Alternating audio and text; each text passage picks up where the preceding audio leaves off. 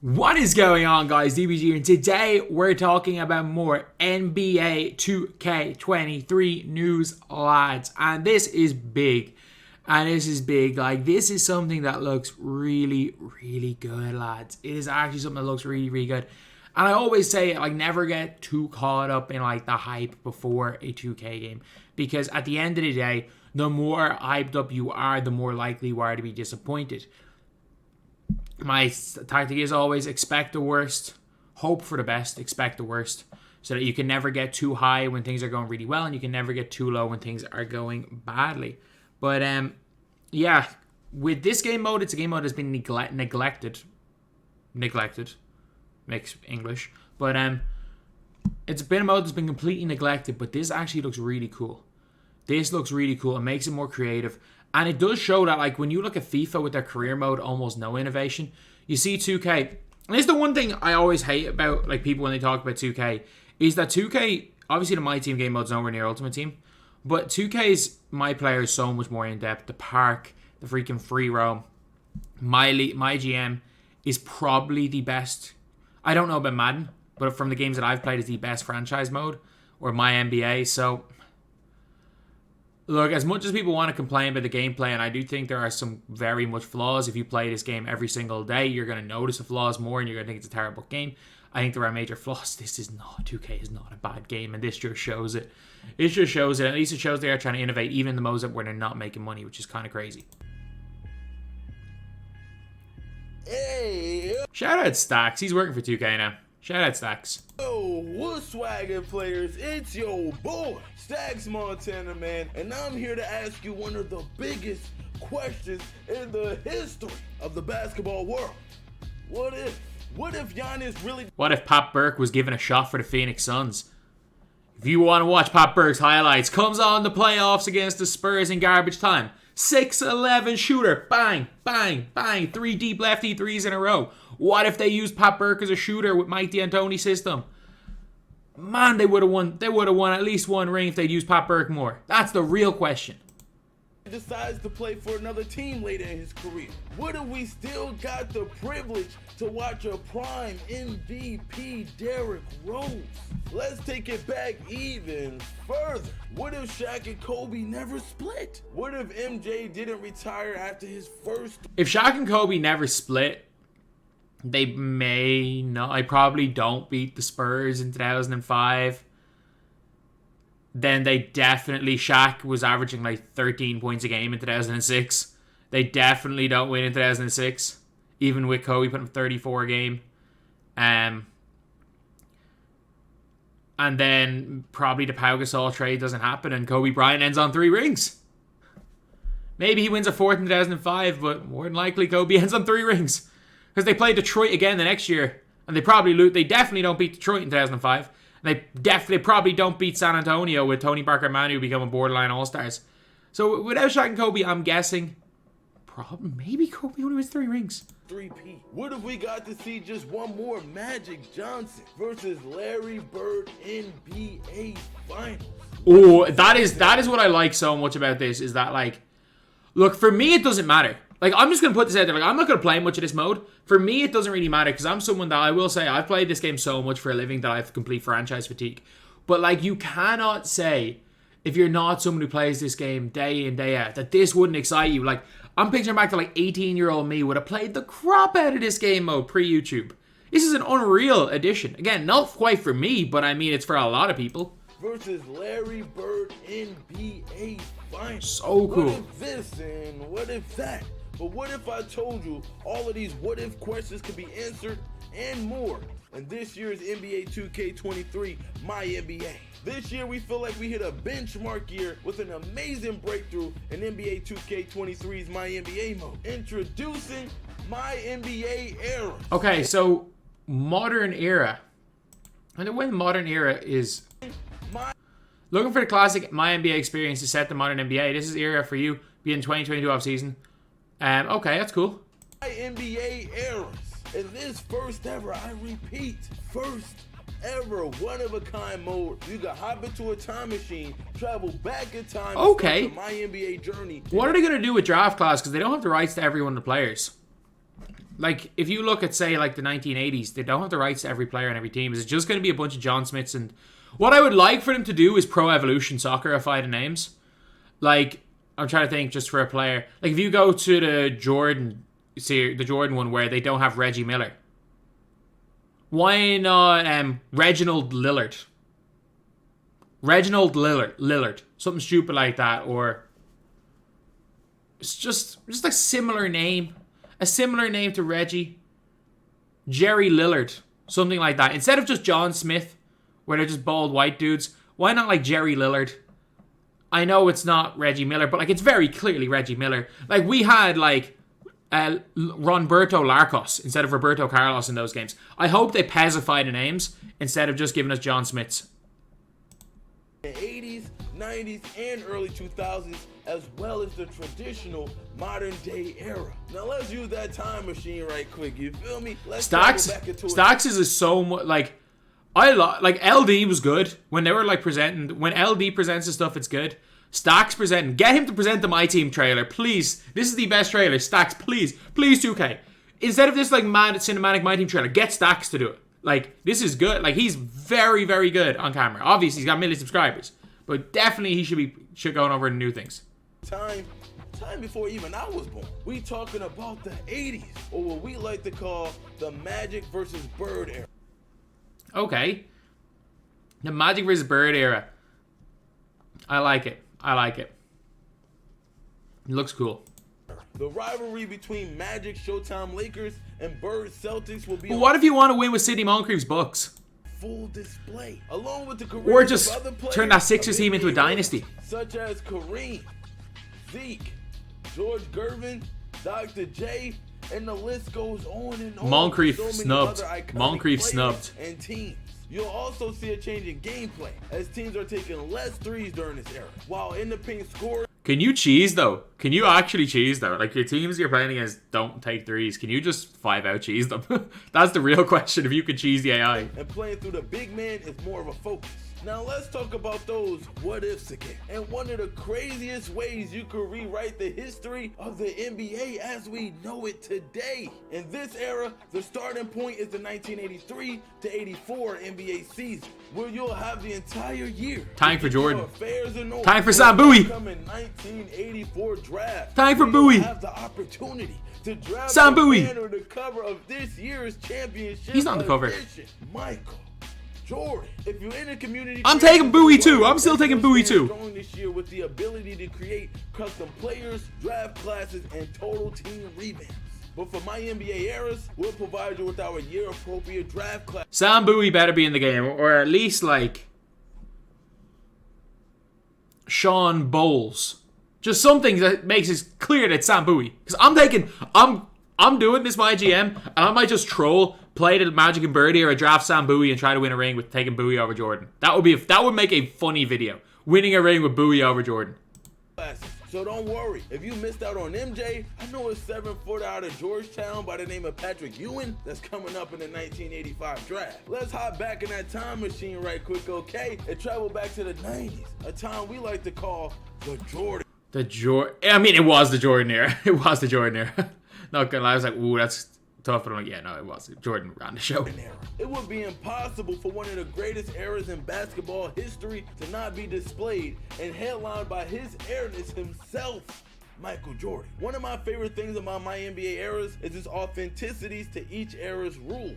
Playing in the Jordan era will be no walk in the park, you feel me? With hand checking legal and hard fouls being even harder. What? Obviously people talk about the Jordan rules. That was just the Detroit Pistons.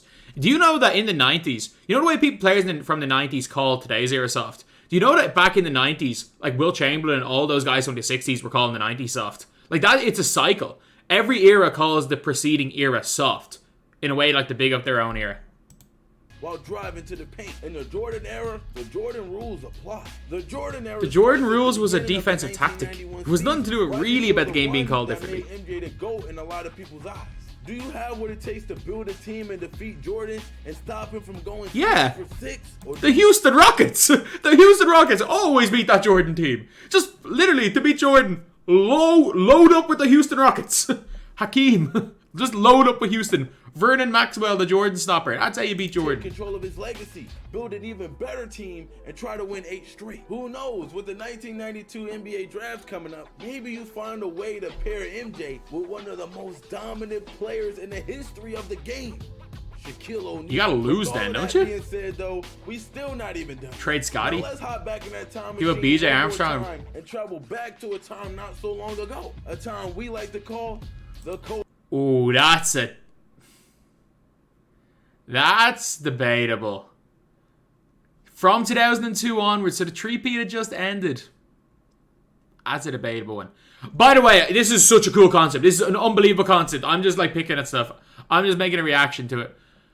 I'm like, ooh, you see Duncan there with the championship. I'm like, I don't know what era to call 2000s. Yeah, you know what? Kobe is the most iconic player of the 2000s. I'll give you that. I'll give them that.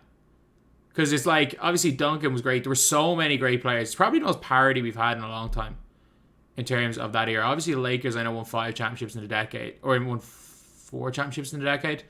But the Spurs won 2 with 1 in 1999. Yeah, Spurs won 3 with 1 in 1999. So it was very dead heat between Duncan and Kobe, to be honest, for that era. Kobe's more iconic though. The Eastern Conference finally crumbling and falling to its knees. The Western Conference took over with teams like Dirk and the Mavs. Dirk kinda looks like Dirk. Steve Nash still looks like he's having Nam flashbacks there. But like, okay. They have almost the whole team. That's really cool. Are there any other teams before this? To its knees. The Western Conference took over with teams like Dirk and the Mavs, KG, Kendall Gill, Mark Jackson, Gary Trent. He's new. Whoever Peeler is new. Joe Smith, he's a real player. and the Wolves and the Dynasty. Steven Jackson, okay, he was already in the game. Rose, where's Rasho Nesterovic? Where is... Oh, it starts in 2002, is it? Oh, yeah, sorry. Rasho Nesterovic was not there with David Robinson. Steve Kerr. All these are real players. Created by Tim Duncan and the Spurs. But what might be the biggest what if of all time? The Kobe and Shaq Lakers. Trying to keep that team. Shaq got old fast. Easy, but lucky for you, this era starts in the year 2002 with what might be the greatest draft of all time, the 2003 NBA draft. If you're a savvy enough GM, you can figure out a way to pair Kobe with LeBron. If you're Detroit, you're taking Darko. You're taking Darko if you're Detroit, because you better believe if they don't take Darko, they don't trade for Rasheed Wallace. Tayshaun, Melo comes off the bench, he's pissed, and they may not even win that first ring. Melo, D-Wade, you're taking Darko if you're Detroit. Or even Darko if you're feeling risky. To complete Kobe's legacy and capture 2 more. Make Darko a god. And make him the true successor to Michael Jordan's throne. The authenticity of the improved MyNBA Eras mode is scary detailed. Not only will you see gameplay and rule changes over time to match this is the cool. NBA era, you this is really cool. See team logos, jerseys, arenas. This is really cool. Change as you play through each era. So you'll see the Charlotte Hornets move all over the league before settling in New Orleans and eventually changing their name to the Pelicans. The Seattle Supersonics becoming the OKC Thunder, as well this as is really cool. Other franchises that didn't exist in a certain This era. is so cool. If you're a Miami Heat fan, I'm sorry, but you won't see that team until the league expands in 1988. Playing as the San Diego Clippers will really feel like a slice of NBA history. This is so cool.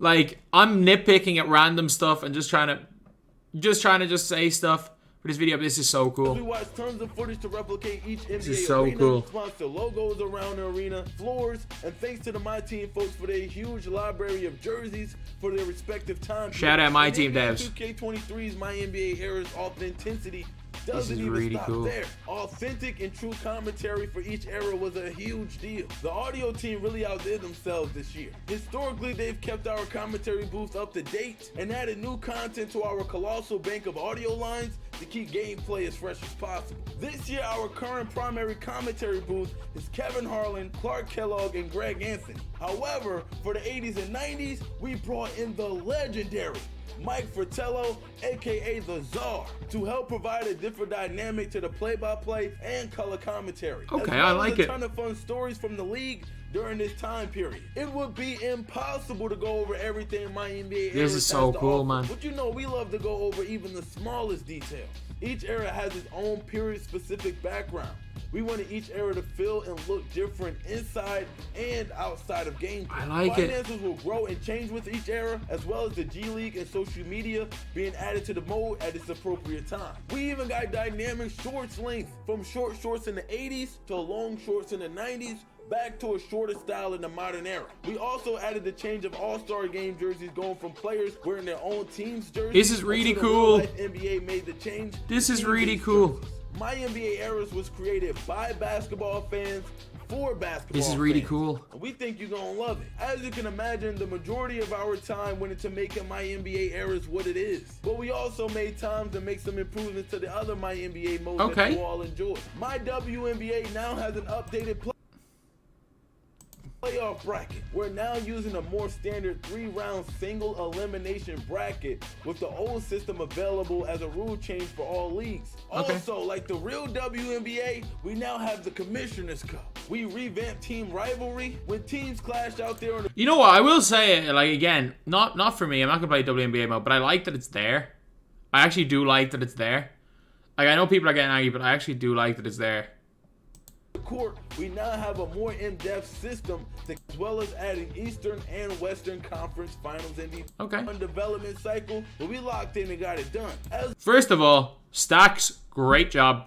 Great job. So I'm looking at some pictures here. 2K Intel just have a bunch of pictures from this right here. But I'm just putting it out there, like, this is cool. This is genuinely cool. As somebody who just doesn't have the time to play video games anymore, I know you might say, oh, video games are your job, but like, I play this game for my job.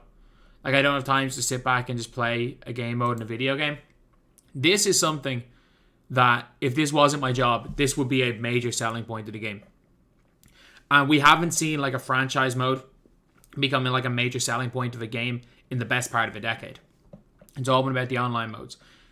2K, as much as people like to go at 2K because of their joke tweet about single player in the WWE from WWE Twitter, it really doesn't matter. It's very evident that with the Jordan challenges with this, 2K are putting a big focus on single player. And yeah, it doesn't matter for me too much. I'm somebody that's going to play my team, pretty much my team exclusively. And while my team seems to be going further and further away from realism, and I know it's turning a lot of people off, modes like this are really cool. Are going to bring a lot of players into the game, and an awful lot of people are going to be playing the game from this. I would love to have, like, if they can bring some of the concepts of this into my team, like a lot of like the retro. If there was like, you know, like FIFA do like their online friendlies where it's rules, where you could play games in my team with like 70s rules, which is like no 3-point line, fouls get called differently. If they've already put that into the game, bringing that into like new modes in my team, or even in putting that in with like a my team limited type mode where it's like some weeks there's no 3-point line, some weeks it's harder fouls, some weeks it's played like in the 80s where you have to use players from the 80s and earlier, and it's like 80s footage. Like, I think that would be really cool if they could bring that into my team. But no, everything I've read so far about 2K23 seems really good. They're obviously putting a whole lot into the game this year. I'm just making a guess that I think 2K22, as far as a step forward from 2K21, might be the smallest step forward we've ever seen from any 2K game, from one 2K game to another. But I'm going to say this right now. I am very optimistic. Again, don't get too hyped, but I am very optimistic about NBA 2K23. Again, I'm not going to go out there and say it's going to be great. It's going to be this unbelievable game, because there's always that chance that it sucks. Like, there's always that small chance that the game's going to suck. So there's no point getting, like, talking in guarantees. But this is really freaking cool. Shout out to 2K for this game, putting time to franchise mode, which other games don't. And shout out to Stacks. His presentation of this, like, please get him to... Like, if you could have him talk through everything, like my 2K related, that would be great. That would be great. Stacks is great. But anyway, yeah, that's the video. Thank you guys for watching. Please like, comment, and subscribe.